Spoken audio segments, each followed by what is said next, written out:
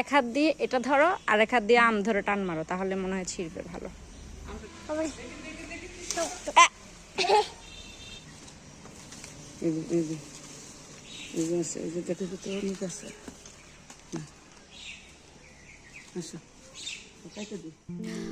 আসসালামু আলাইকুম এভরিওয়ান, আশা করি সবাই সুস্থ আছেন এবং ভালো আছেন।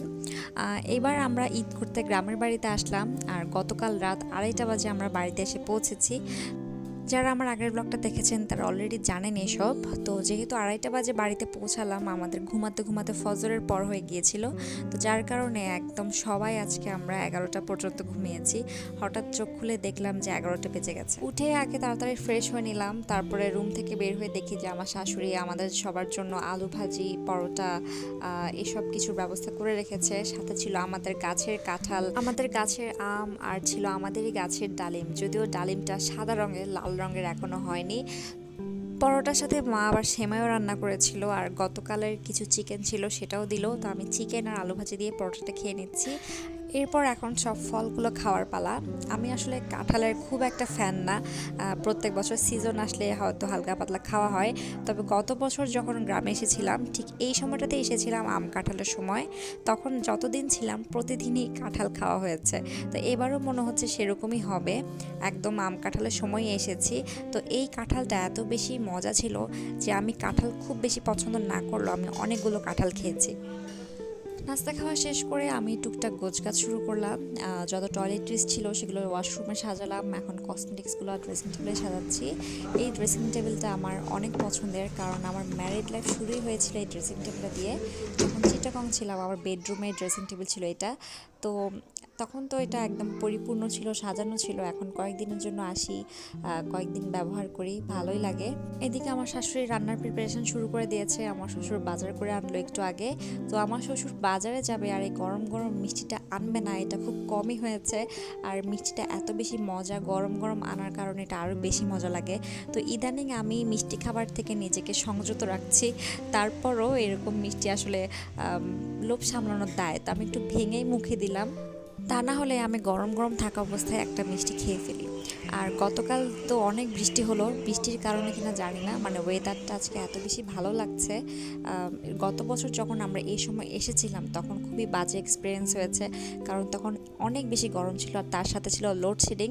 তবে এবার আমরা আসার পর থেকে দেখলাম যে মেঘলা মেঘলা ওয়েদার আর অনেক বাতাস, ঠান্ডা ঠান্ডা একটা ওয়েদার। তো এই ওয়েদারের কারণে আসলে থাকতে আরও বেশি ভালো লাগছে। গত বছর আর এই বছরের এক্সপিরিয়েন্স টোটালি ডিফারেন্ট। এর মাঝে আমার শাশুড়ি আমাকে একটু ঘুরে ঘুরে দেখাচ্ছিল যে আমাদের লেবু গাছে লেবু ধরেছে, ডালিম গাছে ডালিম হয়েছে, পেয়ারা গাছে পেয়ারা হয়েছে, আর আম কাঁঠাল গাছে তো আম কাঁঠাল হয়েছে। তো মাশাল্লাহ ঘুরে ঘুরে সব দেখতে খুবই ভালো লাগছিল। তো বেসিক্যালি আমরা এসেছি একটা লেবু ছিঁড়তে গাছ থেকে। একটু পরে ভাত খেতে বসবো, সো গাছ থেকে ফ্রেশ লেবু ছিঁড়ে সেটা দিয়েই ভাত খাবো। আর এই যে নিজেদের গাছ থেকে কোনো কিছু পেড়ে খাওয়া, সেটা লেবু হোক বা যাই হোক, একটা কাঁচামরিচ হলেও সেই জিনিসটা আসলে অন্যরকম একটা স্যাটিসফ্যাকশান দেয়। মাশাল্লাহ আমাদের লেবু গাছে এবার অনেক অনেক লেবু ধরেছে, ইভেন এই এরিয়াতেই আসা যাচ্ছিল না, এত সুন্দর স্মেল চারদিকে ছড়িয়ে পড়েছে।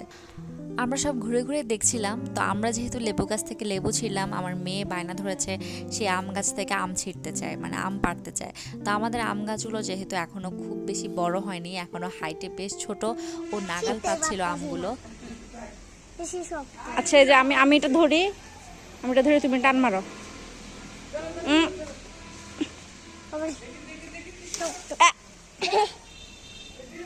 রস বের হয়ে গেছে।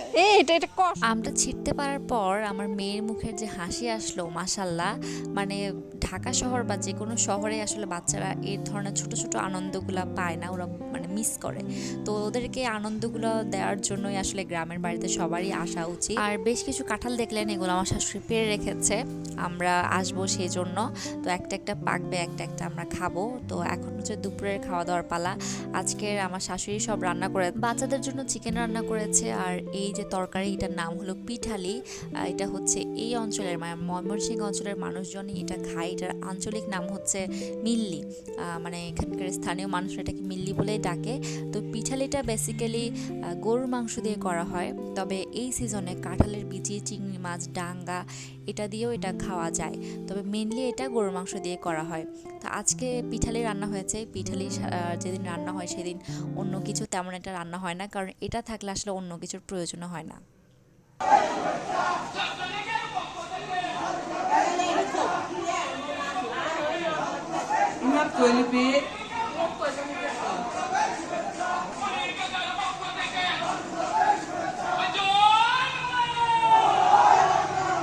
মেইন রোডের উপর বাড়ি হওয়াতে আমরা এরকম অনেক কিছুই দেখতে পাই। যেমন আজকে দেখলাম দুপুরের পর আমাদের বাড়ির সামনে রাস্তায় অনেক মানুষ জড়ো হয়েছে। এর কারণটা কি? কারণটা হচ্ছে নবনির্বাচিত চেয়ারম্যান এদিক দিয়ে যাবে, তো তাকে ওয়েলকাম জানাতে বা তাকে হচ্ছে সংবর্ধনা দিতে এখানে সবাই এরকম দুই পাশে দাঁড়িয়েছে আর বিভিন্নভাবে স্লোগান দিচ্ছে একটু পরপর। তো এখানে আশেপাশে যত বাড়ির মহিলারা আছে, বাচ্চারা আছে, সবাই বের হয়ে এসেছে সবাই এটা দেখার জন্য।